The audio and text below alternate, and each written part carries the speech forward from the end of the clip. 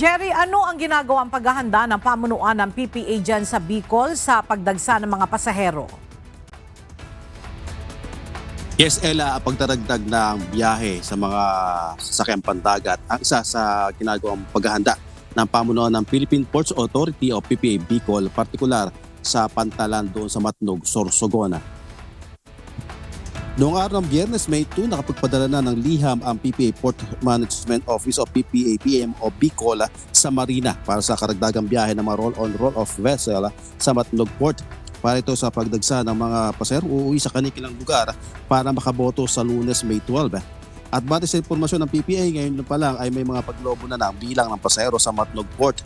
Sa regular na araw, ang average number ng passengers sa pantalan na itatala ng ahensya ay nasa 2,000. Subalit itong May 2 hanggang May 5, tumaas ang pagdating ng mga pasahero na umaabot sa 8,500 individual kada araw.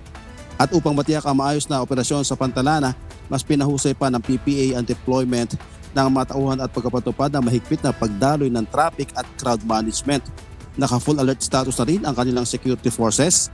Ayon pa sa ahensya, naglagay rin ng malasakit help desk, medical teams at sanitation crews para sa ligtas at maayos na pagbiyahe ng riding public. Hinihikayat naman ng pamunuan ng pantalan ng mga pasahero na planuhin ang kanilang maagang pagbiyahe at alamin ang mga impormasyon sa mga PPA official social media account at i-report agad ang mga kahinahinang aktibidad sa mga otoridad. Yan ang balita mula doon sa Bicol. Balik sa iyo, Ella. Maraming salamat, Jerry Galicia.